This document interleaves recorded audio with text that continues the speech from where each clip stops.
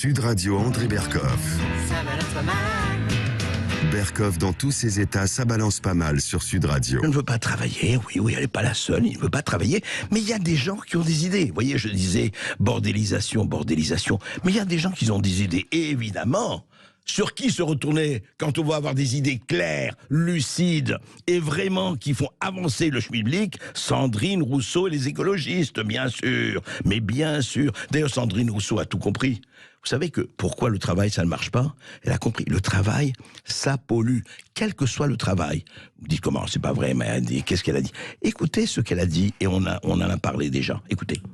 Et il y a quelques mois, bien sûr que vous le aviez fait travail est réagir en quelque disant chose de pénible. moi je revendique le droit à la paresse. Tout à fait. Est-ce que c'est encore ce que vous dites Mais aujourd'hui? tout à fait, parce que c'est profondément écologique et parce que c'est profondément social. Pourquoi écologique? Parce que il y a 2500 études dans le monde qui montrent que plus on travaille, plus on émet du carbone. Et qu'en fait, la réduction du temps de travail est une mesure écologique. Et c'est aujourd'hui que ça se joue, la question écologique. On a une urgence écologique. Voilà. 2500 études. J'aimerais les voir, c'est intéressant. Hein. Plus on travaille, plus on émet du carbone. On ne va pas revenir là-dessus simplement parce que Sandrine Rousseau et un certain nombre de députés sont allés beaucoup plus loin. Voilà ce qu'ils disent aujourd'hui. Là, ils disent voilà, parce que la réforme de retraite, vous savez, doit entrer en vigueur si le gouvernement gagne, et il y a des chances qu'il gagne, eh bien ça doit entrer en vigueur, le nouveau calendrier, dès septembre 2023. Eh bien, Sandrine Rousseau et quelques-uns de ses amis, avec Marie-Charlotte Garin, députée du Rhône, et Sébastien Pétavy, député de Dordogne, eh bien voilà, ils disent, écoutez, ne commettons pas l'irréparable, prenons le temps.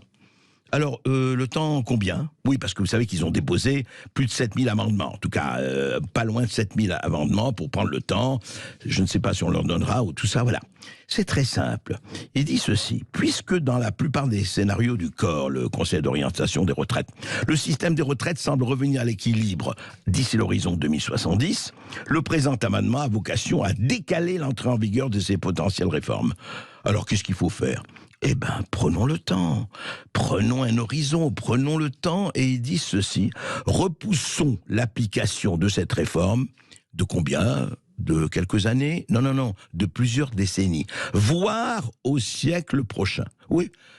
Attendez, Sandrine Rousseau, c'est-à-dire au 22e siècle, c'est ça?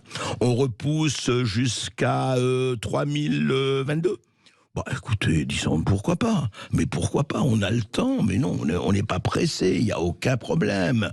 Eh bien, écoutez, dans le pire scénario, en 1070, on sera le même déficit, donc 1,8 milliard d'euros, donc ce n'est rien. Donc, de quoi vous parlez? Il ne faut pas faire cette réforme, il faut la laisser. Attendons. Et évidemment que dans un siècle et moins, ni Sandrine Rousseau, ni moi, ni vous ne seront là. Donc, écoutez, c'est très simple. Ça se fera à Pâques, à la Trinité, toujours le jeu. Refilons-nous la patate chaude. Passons la poussière sous le tapis. Circuler, il n'y a rien à voir. C'est formidable. Vraiment, ça aussi, c'est une giclée, c'est une percée. Et moi, je vais vous dire, remettons toutes les réformes au 23e siècle. Voilà. Au 22e siècle. Il n'y a pas de raison. Allez, arrêtons-nous là. Et puis, écoutez, qu'importe la dette, pourvu qu'on ait l'ivresse.